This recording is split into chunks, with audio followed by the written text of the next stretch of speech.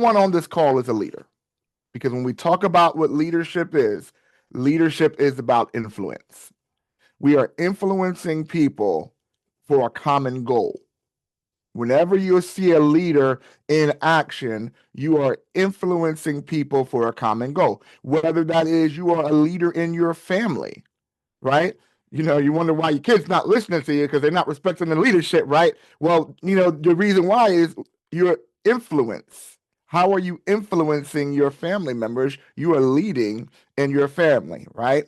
On the job or in the community, you are leading in the community. So again, we all lead in some form or fashion. So I need you to get that. The moment you understand that piece of importance right there, that you are a leader, it's going to change how you show up in spaces. Now, why does leadership matter? Because we're going to talk about being what a transformative leader is and the different types of leaders that you can fall under. And by the time we get finished, you're going to have an idea where you can impact the most from this conversation. So why leadership matters? Because I love this quote by Dr. Miles Monroe, and it says this. It says, nothing happens without leadership.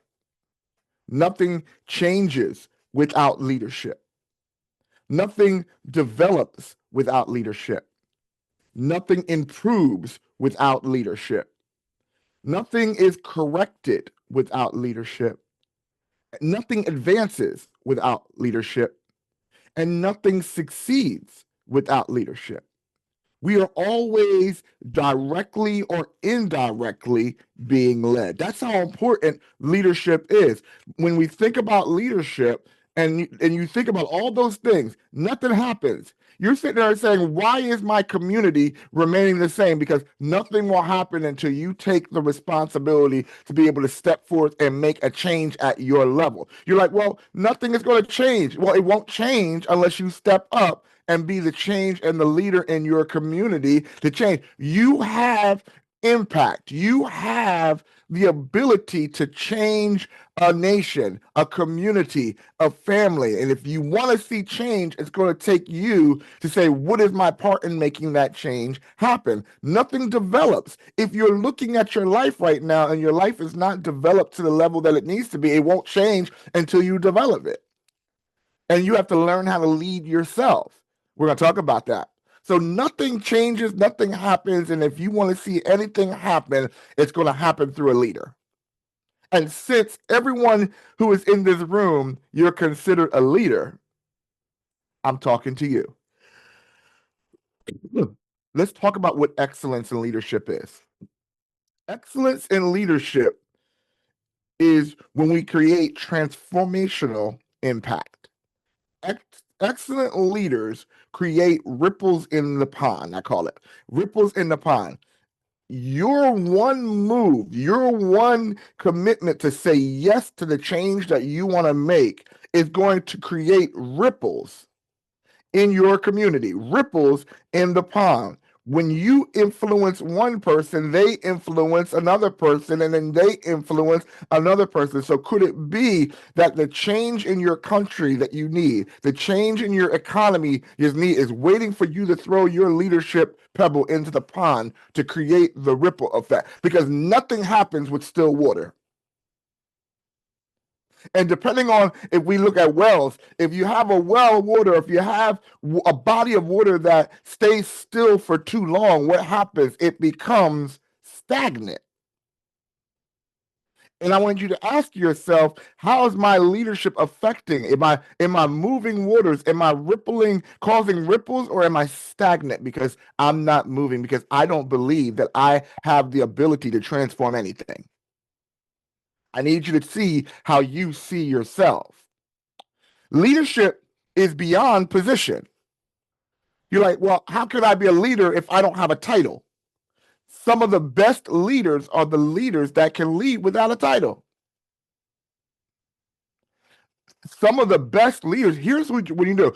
You don't promote someone into a leadership position so that they can have a title.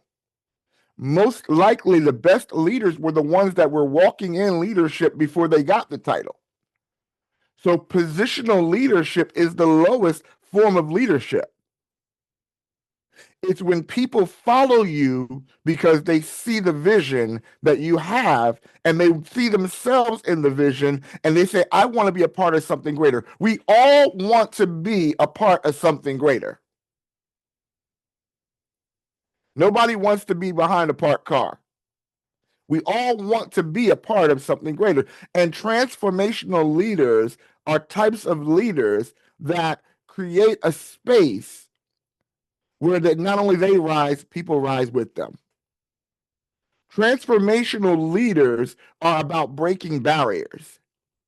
Excellent leaders are about breaking barriers. There are three barriers that a good leader, a transformational leader, is going to break. They shatter stereotypes.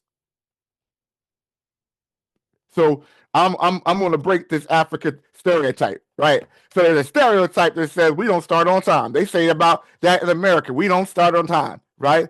But when we create a culture of leadership and an expectation that great things happen to those that are in the room, you create an environment where people will want to be in the room and they will sacrifice to get into the room on time because they don't want to miss out on the great things that are happening, right? So we break stereotypes. What are some of the stereotypes that we are looking at in our community, that we're seeing in our community that do not reflect who we are? We can break that to say that we are better than that. Transformational leaders, they challenge assumptions. They question limitations and establish norms, right? There are limitations that people are putting on you. Your job members are putting expectations on you. Your family members, you say you want to start a business and you want to change because you don't want to work for someone. You want to start a business, but your family members have limiting beliefs that says, no, I want you to be a doctor. I want you to be a lawyer because that's where the money is. But that's not where your passion is. That's not where your purpose is. So a transformational leader will come against limitations and establish norms because they realize that they are change makers. And then the norms, they know that they're not normal, so that the norms don't apply to them. They have a different way of seeing. Transformational leaders create new possibilities. A great transformational leader is not someone who is so tied to the past that they're chained in their future and they're limited to their perspective in the future because they're chained in their presence because of their perspective of the past, right? So they're able to see a new life through vision and be able to create new paths. Transformational leaders are pathfinders. Are you a pathfinder? You tread where no one else has treaded before. And while everybody's telling you don't go that way, they don't realize that after you tread it that way, that the treasure is on the other side of their doubt and their disbelief.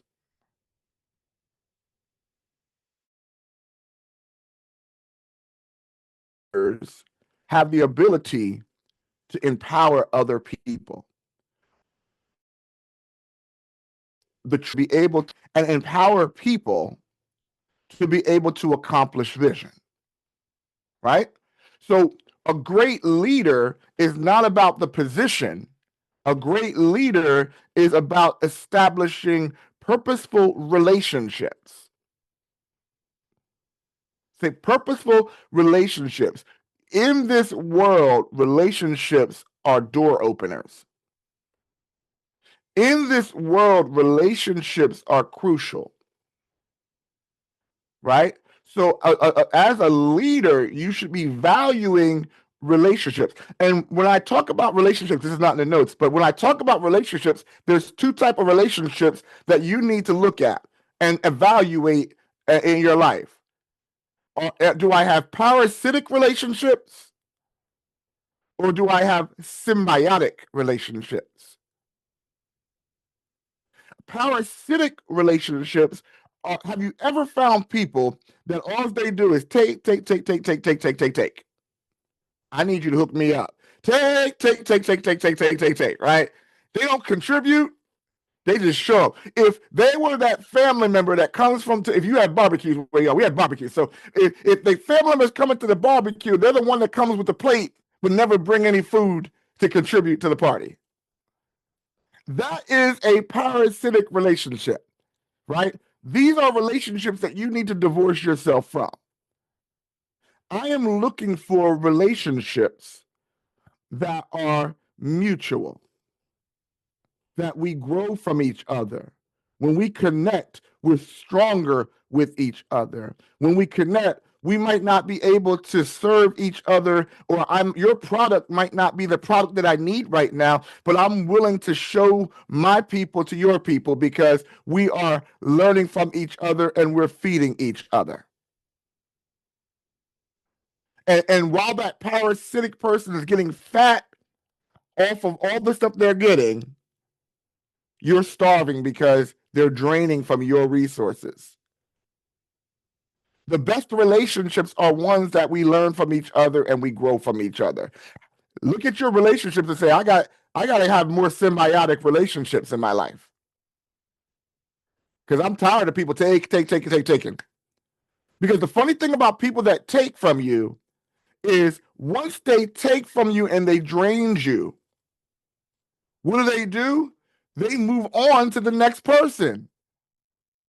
And now you are dried up and husky, and they're going getting fat off of somebody else. So I need relationships that are feeding me. Now, a great transformational leader will be able to empower people so that they not only feed themselves and we not only feed each others, we're able to empower each other. So how do we do that? A good leader is about providing opportunities for growth. So if you are upset right now at the condition of the people that you have been gifted to lead, my question for you is, are you providing avenues for them to grow in your company?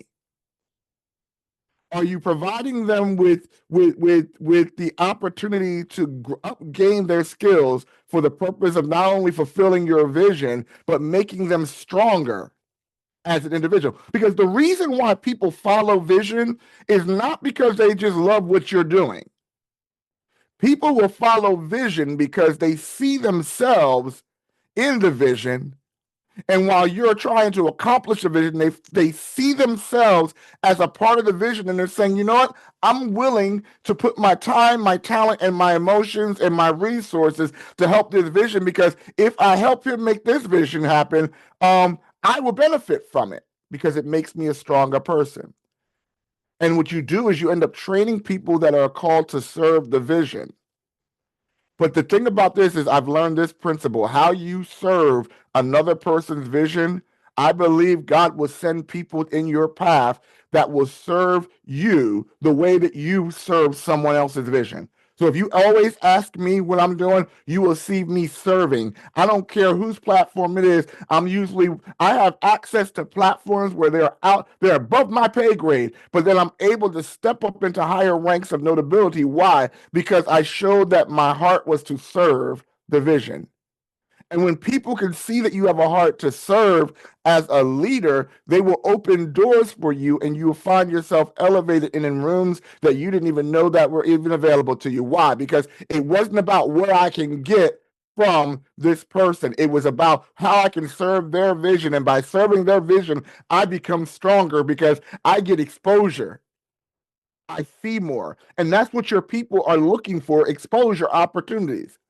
If all the exposure is going to you and not to the people that are serving your vision, you're not raising up people, you're raising up employees. And employees have a clock in and clock out mentality. I want to see people that are committed to the vision so much that they're thinking about it in their off time. But that doesn't happen if they don't get anything in return. All right? A transformational leaders also amplify voices. If you're the only voice that they hear, it's not enough. A lot of times I question the security of leaders when it's only their voice that people hear. You have to be able to trust people enough that you have walked out leadership in front of the people that you have been called to a level that they start to reflect you. And you got to be able to trust them in spaces that when they're not in the room, when you're not in the room, that they can say the same thing that the leader is going to say. And that comes from you being that transformative example of leadership in front of them. If you're upset about the quality of people that are serving your vision and how they are serving, the quality of the people that are serving you are based off of the quality of how the leader is serving them. I question your leadership, not their output. If the only voice that's heard is your voice, and I can't hear the voices of the people that you're impacting, I'm asking, why is it so quiet in here? Because the vision is supposed to reproduce people. It's supposed to reproduce what the message of the vision is supposed to be. I hope I'm helping somebody. Transformational leaders drive innovation. They drive innovation. So when we talk about innovation, innovators are people that take existing things and make them better. The best leaders are not the ones that said we always did it this way. Have you ever led a group of people and they say, well, that's not how we did it. That's not how we've done it. Culturally, that's not how grandma made it. But an innovator will see that how we were doing it can be made better. It can be improved upon. They don't say don't fix something that's already fixed. They're like, if we can streamline it, if we take the attitude of don't fix something that's already working, we would still be driving. We would be driving on stone wheels. Because did the stone wheel work? Yes, it did. It worked. But could it have been better? Yes. Could it have been streamlined? Yes. So transformational leaders are not about fulfilling the status quo. They're always looking about how to evolve. Your message and your vision may stay the same, but the method of how you accomplish your vision changes. And a transformational leader understands that. So they drive innovation through vision. They drive innovation through being bold. Now, when I say being bold, you have to be willing to take risk, but I call them calculated risk. I'm not telling you to just jump out and say, I'm quitting everything. I'm going out here and I'm doing my thing tomorrow. No, don't do that, because you can do that, but your hustle is going to be a lot harder than it needs to be if you just took your time and made a calculated risk versus giving everything up and turning. Some people are called to do that, but not everybody's built like that. Right? Transformational leaders drive innovation through creating. So they're great transformational leaders are they are not afraid to use their imagination. Okay? And then transformational leaders are great at getting feedback or iteration. We call it iteration. So it's not my way or the highway. They want to include everybody into the process. It's their job to make the final decision, but they are not so isolated that they can't get feedback. All right. So that's the transformational leader. Any questions? Any thoughts? Any aha moments just in the first half? Because we're halfway through. You can come off mute. Is this hitting you, changing you, or challenging you?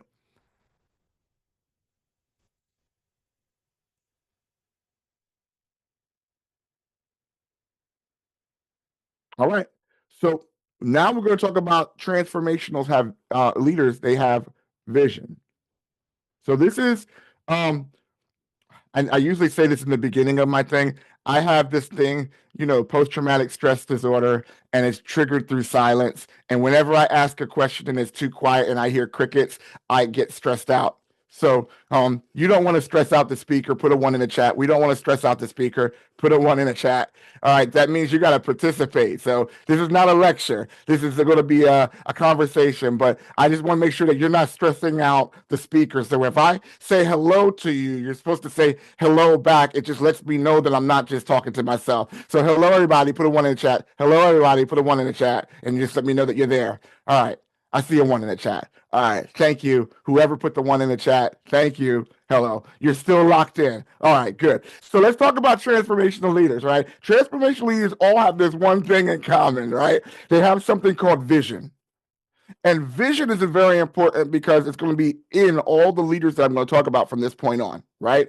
So what is vision? Vision is a clear mental picture of a preferable future.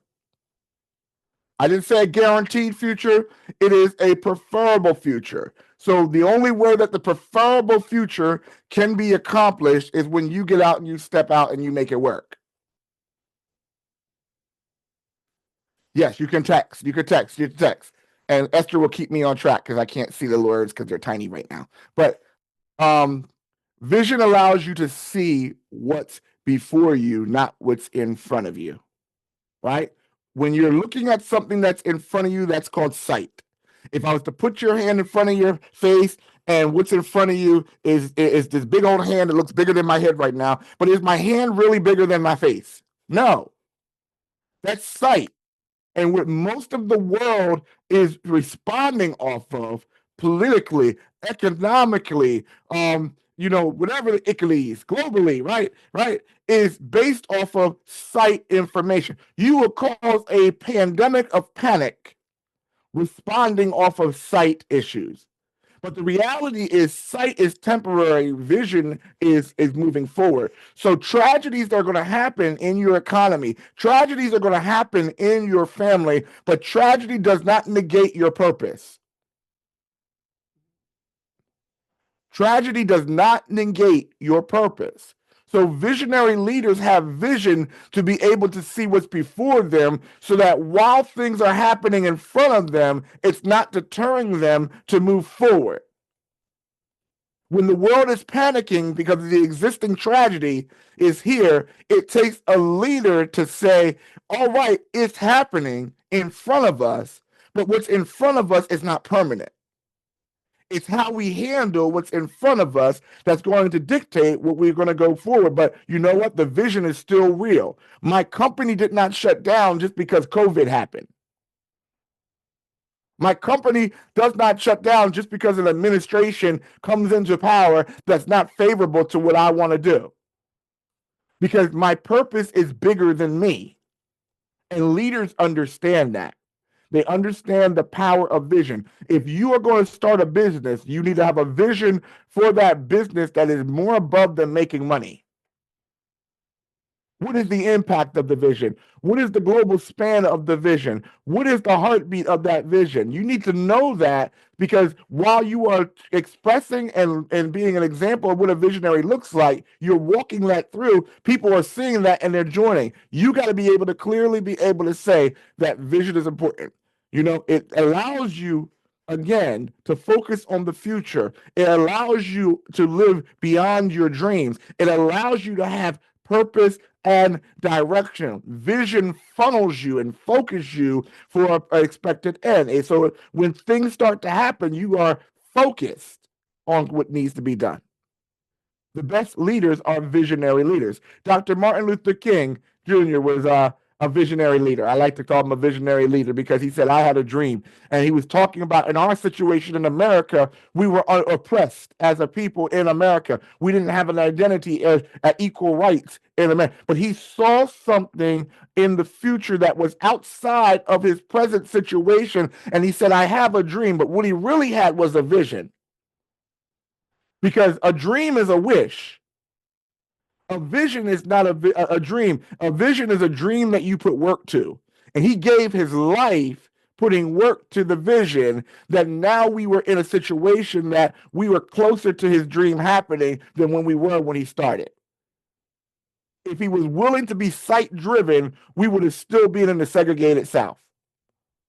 We would still be a segregated, not having equal rights. We would not have had a President Barack Obama.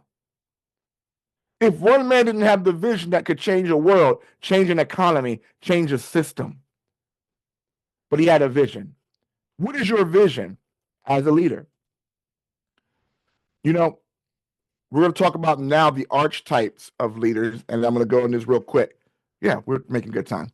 So go in this real quick, and I'm going to talk about the leaders because I want to get some time to really talk to you and ask. I want you to ask questions and be able to do this. So we'll have a whole time where you're going to have to come off that mic. So get ready to come off that mic for question and answer time because I'm going to give you everything up front, and I'm going to make some time so we can talk, right?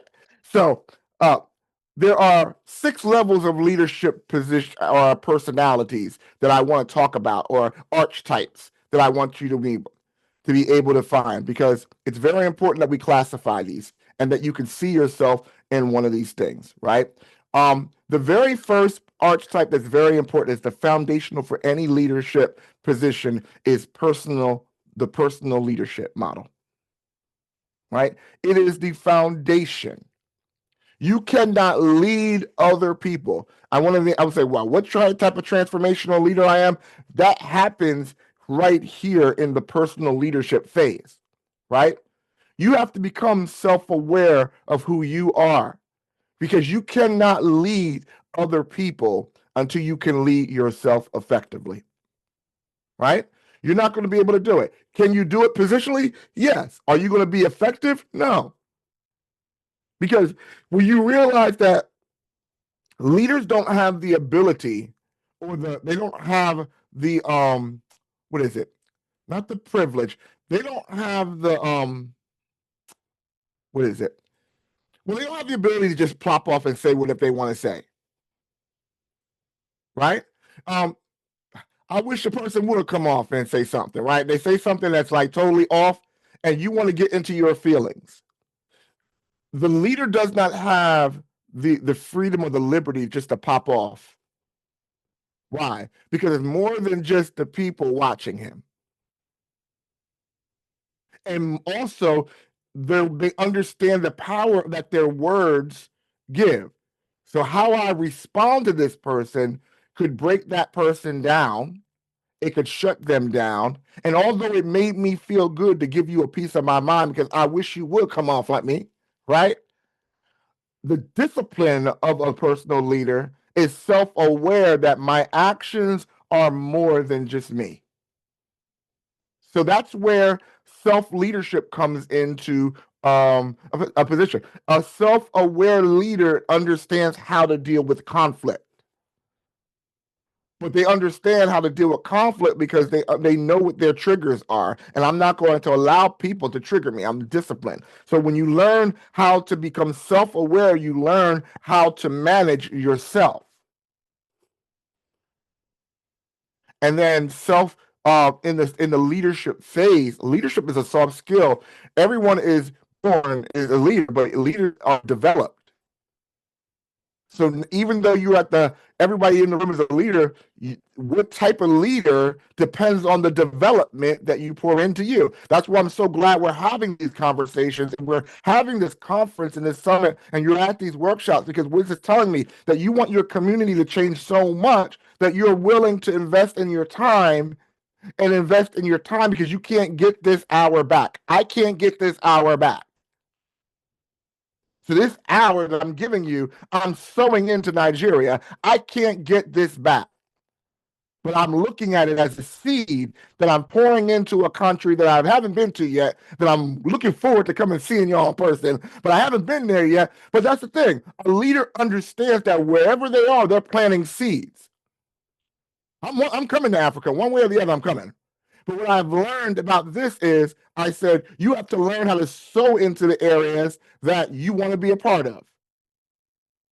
You want to come to America? What are you doing to sow to have your influence to come into America? What leadership programs and what leaders have you saw that you would like to imitate in your area? Are you willing to sow? Because you got to sow in order for you to have a harvest. So as a leader, we understand that part of our development is I got to sow into me. Everything I'm doing to make sure that I'm self-aware, I'm sowing into me. All right. The next leader is the visionary leader. And the visionary leader, you're like, well, is everybody a visionary? Not in this sense. There are visionary leaders that have the way of basically casting vision so that people could follow, right? And a lot of times that visionary leader is stepping up in a time where change needs to happen. And a lot of times when visionary leaders speak, because they're forward speaking, forward thinking, a lot of times what they're saying is way beyond where you are, your present. Have you ever heard a leader that says the future is this? And you're looking at this and you're comparing it to where you are now. And you're like, how come every time they speak, they're never here? They're always looking forward. That's a visionary leader. Okay. The positive part about that is visionary leaders prepare the way for innovation and change. They are the ones that are going to prepare the way for the change makers to come in. Right? They help with the creating of the transition of path for the next generation. They see possibilities and start becoming that what we call the pathfinders. And they're willing to step out into chaos and create where other people were standing around with the status quo and accepting life to be normal. Visionary leaders would be like a Dr. King, Nelson Mandela, who are visionary leaders in your country that stand out and saying they are about changing where we are and they're changing our mind and helping us to see bigger. Visionary leaders are great at communicating the vision, right? But they're not without weaknesses and strengths, right? So some of their strengths are they're inspiring and they're motivating, they're compelling. They have the gift that whenever they speak, it's like magic words coming out. Yes, right? It's like, how do they get this whole bunch of people to follow them? How do they get everybody to do this? They just spoke the vision and they spoke it in such a way. It's almost like the Pied Piper, and it was like listening, and all the kids started to follow. What? Visionary. I'm taking you somewhere, and they were able to go for the ride, right? They're resilient, they're optimistic, they're effective in communication. But some of their weaknesses, because they're so much like a forward thinker, that they have unrealistic expectations sometimes. They don't think about the process of how to get there. They're great at communicating, but not great at building, right? They're so busy dealing with the big vision that they forget to deal with the day-to-day operations, right? Difficulty following through. Why? Because they are seeing the big picture. They see the canvas. They see all the nitty-gritty part, but they don't see necessarily what's in front of them. Remember, we still need sight. And visionaries are what? So locked forward that they forget about the sight. They're lost. They're farsighted, but they're blind up here. And that's not a bad thing, because you have the other leaders that I'm about to talk to you about will be able to step in and help. But it's important that you know your strengths and your weakness. Okay. The second leadership type is one of my favorites to talk about. It's the revolutionary leader. Right? These are the leaders that speak truth to power. They're about disrupting the status quo. Right? You probably could think of a friend that has this. Every time they're doing it, they're ready to rally and fight the power, right? And the problem is that revolutionary leaders, if they're not known, they can cause a lot of disruptions in the wrong spaces. So it's very important that a revolutionary leader understands what their gift is so that they can function properly. Revolutionary leaders demonstrate complete dedication to their cause. They're like, if you ain't with me, you against me. And that can be a default, because not everybody's willing to sacrifice to the level that a revolutionary is to sacrifice to. But the revolutionary leader is very important, because sometimes change will not happen until the revolutionary leader is almost like a prophet, steps up and speaks out, and there's a voice that cries out in the midst of change and saying, change needs to happen, and it needs to happen now. Where the visionary is saying change needs to happen and we'll get to it in the future, but there are some times where change is needed now. and the revolutionary steps up, and they're able to galvanize the people to move now. Both are needed. Both are needed. Not one's better than the other. But if you don't understand your role, what happens is a visionary leader will end up fighting with a revolutionary leader. And the purpose is that we all work together like a hand, not to be separated. But because we're not aware of each other's strengths and weaknesses, we're not able to deal with the change. Listen, in order for us, a revolutionary says, in order for us to be able to get to your vision, we need to make some changes along the way. And then now the visionary leader says, how can we do this? And how we can do this? And how can we organize? Right? The problem with a revolutionary leader, because they're great at communicating, they're great at mobilizing, but then what the problem with a revolutionary leader is sometimes they have to learn when to give up and transition. Because if you let a revolutionary leader stay too long, what happens is the revolution becomes a takeover. Right? And because a revolutionary leader was to bring status change for that period of time, what happens is instead of passing it off to the next leader, that's the builder, they try to stay in power. And what happens is the revolutionary leader on the negative side becomes the very thing that they were fighting against. Because the revolutionary leader was designed what? To bring change. But once change happens, instead, we don't like to, as human nature, we don't like to let go. And it's very key for the revolutionary leader said, all right, we brought social change. All right, we boycotted this. But after the boycott is over, we got to build.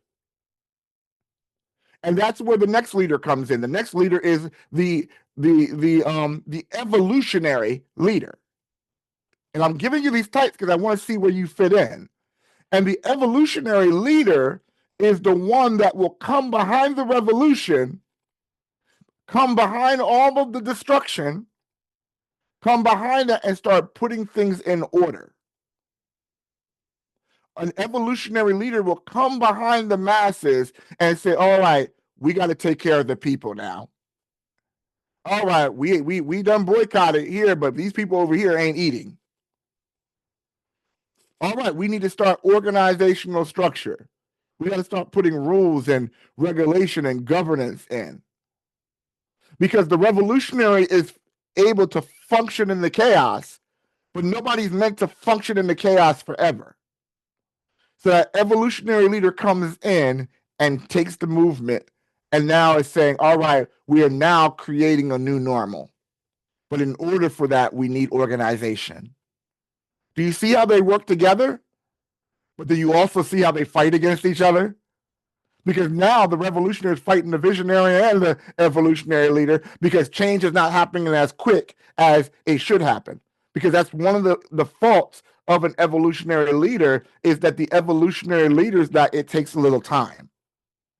But because they're so process oriented, it could take them a lot more time and then they get lost in the process. So we said what? You need to be able to have what? A visionary leader. You need to have a revolutionary leader. They're all important. We said evolutionary leader. The fourth leader is the missionary leader. And the missionary leader is about fulfilling a specific goal and task, right? So a mission-minded person may be saying they have a very specific lane that they're staying in. Because not everybody's mission is meant for everybody to join. So say right now, we say, my goal right now is to make sure that we want to provide food and nourishment for young people in our village and our cities. I want to make sure that we have feeding programs for our young people. Well, the feeding program person has that mission, but there may be another mission purpose that says, I want to make sure that our people get representation in government. Everybody has their own mission. And the problem is because we think everybody should have our mission. But when you realize that everybody's called to their mission, you might not get 100% participation. And just because I don't participate in your mission doesn't mean I don't support your cause. When you understand where you line in, you don't realize that now, hey, I have a heart to go into prisons and do prison reform. But do I think everybody should be doing it? No, because I have a mission. So the missionary minded leader is focused. What is your mission where you are? Maybe you're a mission minded person and in your community change needs to happen, but we need you to accept that you are a mission minded leader. Well, I hope this is helping. And the last one, and I'm gonna open this up to talk because we want to talk. I want to talk. I want to hear your voices. The last leader is my favorite type of leader is the community leader. These are leaders who bring changes to their specific communities. Okay. An example of the community leader is I started my business to be a global speaker, right? But a lot of my influence came when I decided to help my community. I built my brand at the same time by serving my community. Me and God were having this conversation because I talk to God like this. So when we're talking, and I'm sitting here like, well, you need to serve your community. And I'm like, what? I live in this city. I was living in a rough city at the time. And I was just going there to sleep and I would go back to work. And I felt this impression that says, you need to serve your community. And then the response was, why? And it was like, did I call you to be global? And I was like, yeah, I'm supposed to be global. How can you impact the globe if you can't change your backyard? I'm like, God, you done read my mail. Okay. And I said, well, if you make it happen, I'll do it. And then I went to this creative conference that the community was holding. And I came up with they say, I want you to put what's important to you on this note card and submit it.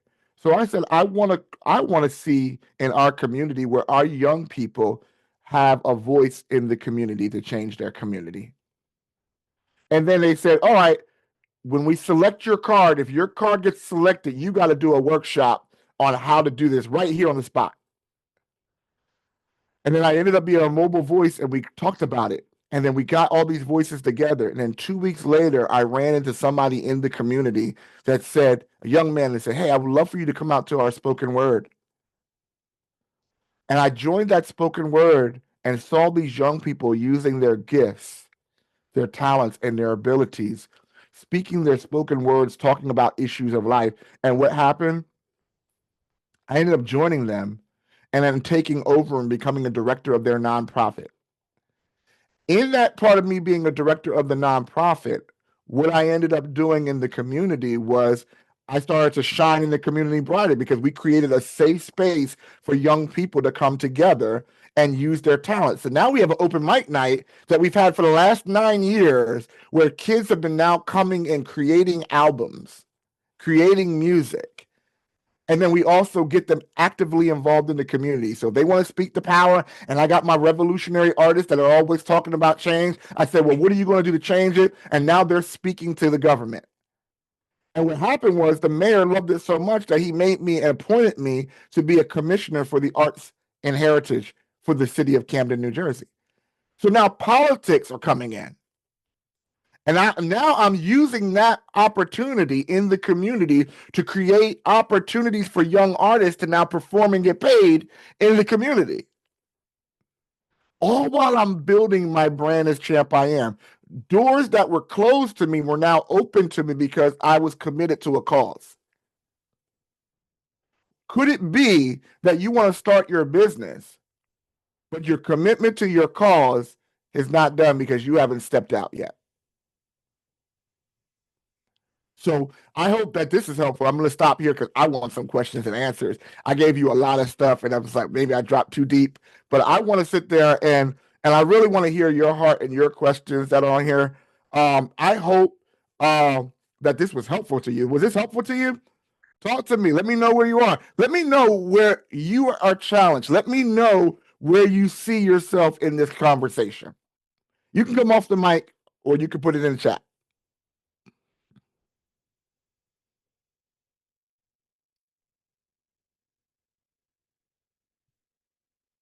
Are you there? There. Any questions? right, Gideon Osei, please, you can go ahead and ask your question. Gideon, I see a hand. All right. So, good evening, everyone from Ghana. And Mr. Christopher, thank you very much for the nice presentations that you've given us on leadership. I truly admire your courage and your ability to serve your community and all that. And so I'm also deeply inspired by what you've also given us tonight. And I'm also currently leading community initiatives in Ghana here, where I've decided to volunteer my time, my energy, and my resources in underserved community in the Western North region of Ghana. That's Lead for Ghana. So we support educational initiatives, Mm-hmm. and we shift the mindset of students to position them well, to see themselves as not just limit themselves on the current circumstance that they find themselves.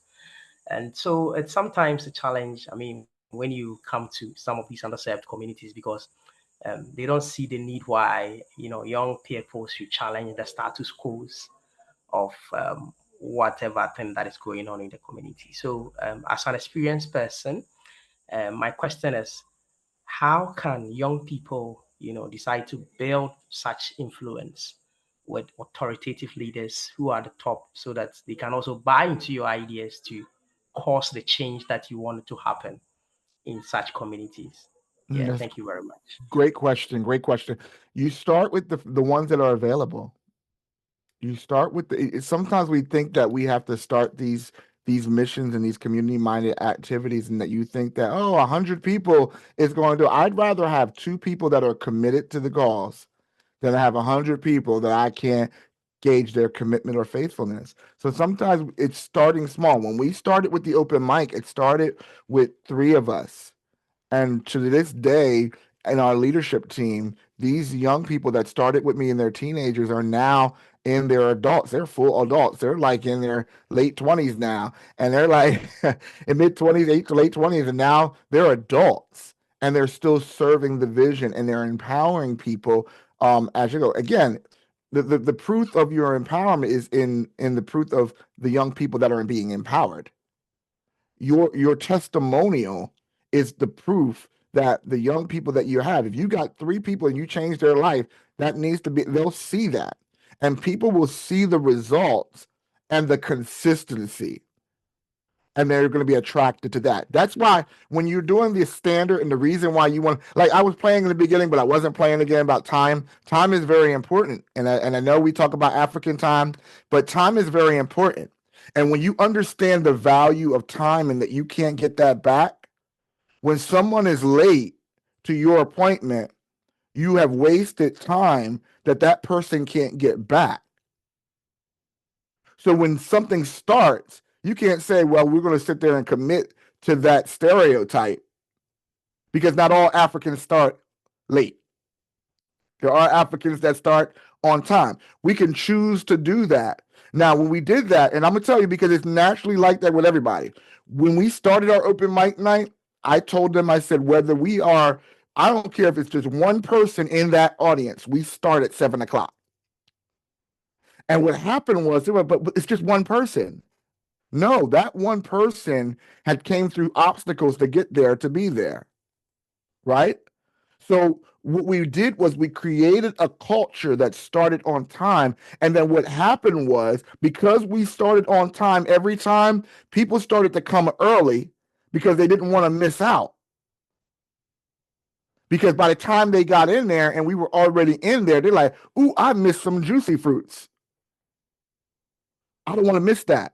You create an expectation and you create something where people are now expectating what you're going to do because you've consistently done it. So consistently showing up, consistently pouring into those young people, and then what people are going to see is the maturation of the young people that you have impacted. That's going to be what they're going to see. The fruit is the people that you've impacted and the culture that you've established. Hopefully that was helpful. Yeah, Mr. Chris, that was helpful, and I think it's based on the answer that you gave me has also brought another question in mind. So, amidst of starting with exactly what you have maybe within the communities, some of these, leaders within such communities, they are very difficult. They are not all that receptive. Mhm. And sometimes when you go in, for them to even accept you, sometimes become a challenge. How do you cope in such situations? Well, again, you need to understand your value as a leader and understand that rejection is not a negative thing. There are some rooms that you're trying to get in that you're not supposed to be in. Stop forcing yourself to be in rooms that you're not supposed to be in. How I believe is your gift will make way for you and put you into rooms of influence. So when you are functioning in your gift, I don't want someone who's tied to me that's tying to me and they're not supposed to be tied to me. Do they meet that symbiotic relationship? Do they have the heart to serve the community the way I do? Right? So I'm not trying to get everybody. I know that I'm not for everybody. And if that leader rejects me, then I'm not being rejected. We're just not a fit. And I'm glad that we realized that we're not a fit up front, then us to partner, and then find out that we're not a fit. And again, now money's involved, and now we find out that we're not a fit. And now we got to divorce ourselves of our resources and our times. So again, if you are consistently showing the values, to consistently showing up, you will attract the right people. Don't be so hungry that you'll accept everybody.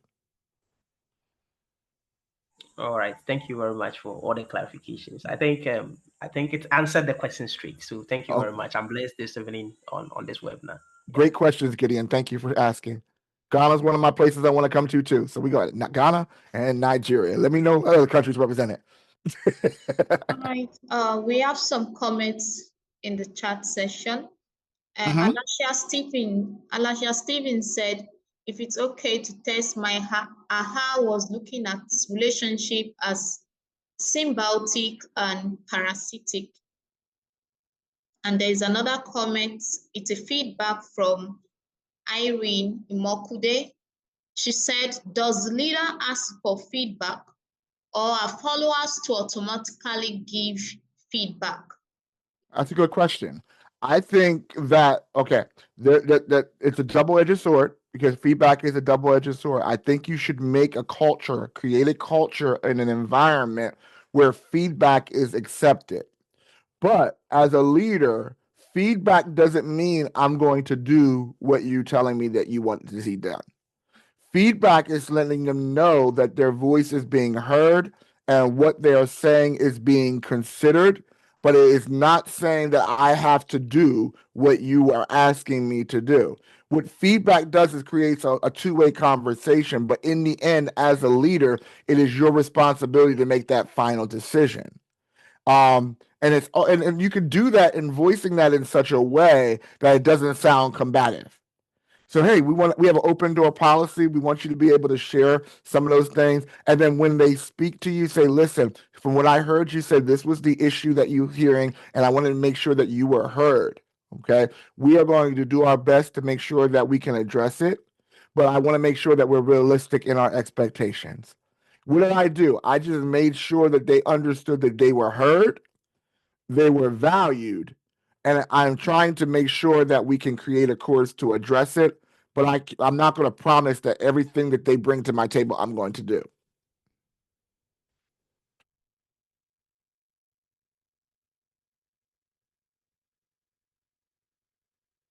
Did that answer your question? Yes, thank you so much. Thank you so much, Dr. Christopher. So it's question and answer session. If you have comments, feedback, or there's anything you want to be clarified on, please, this is the time to ask. Yeah, I love question and answers because again, I gave you a lot of information. So and again, you like I said, I want you to start thinking about where you fit in. Did someone here, like out of the visionary, revolutionary, evolutionary community, put in the chat which leadership style resonates with you? Because one of the things that you have to learn is the self-awareness part of the leadership is realizing that, okay, I fit in this with all the goodness and the setbacks, right? But then we also need to make sure that we can make room for the other leaders, because the purpose is that all 5 of these leaders are supposed to be functioning in our community together, and we need to function like this, because we're no good like this. The impact is no good when we're separated. When we come together, that's where the power is. But we also have to remember this, that because we fall into these different categories, that everybody's not going to see with your eyes. That's why it's so important to honor and respect the other modes that you see there, because they have a place and they may be the very person that's supposed to be covering your blind spot.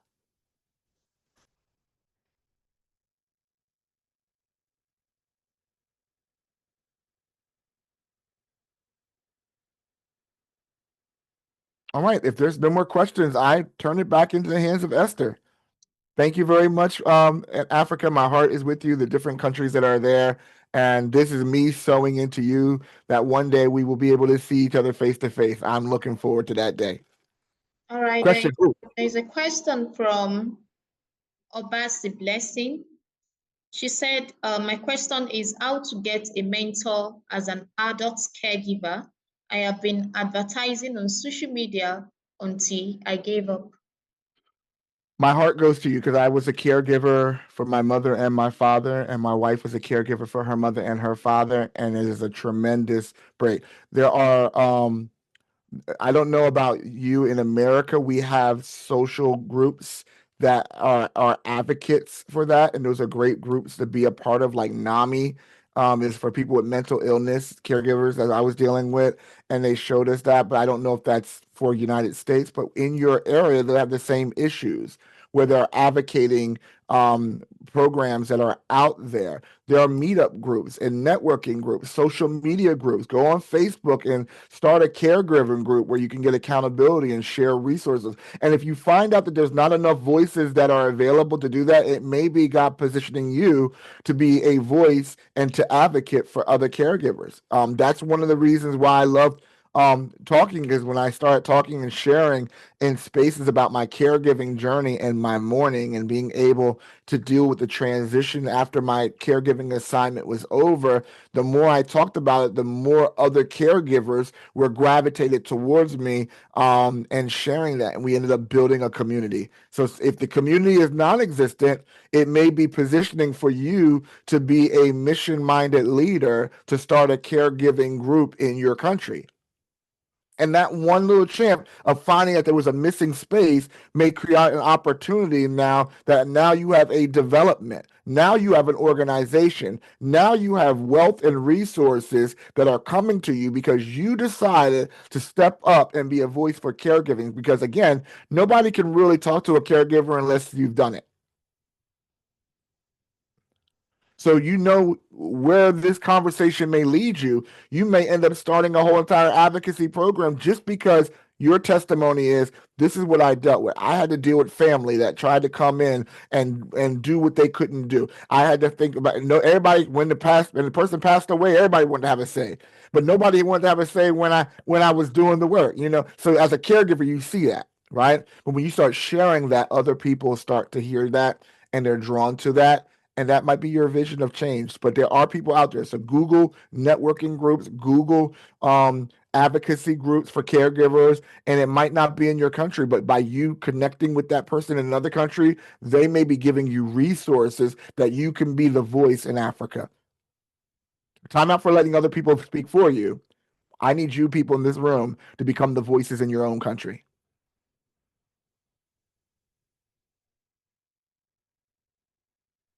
Okay, Blessing Obasi, you can unmute and speak. We want to hear your voice, not just your text. Not just your text. We want to hear your voice. Okay. Good evening, everyone.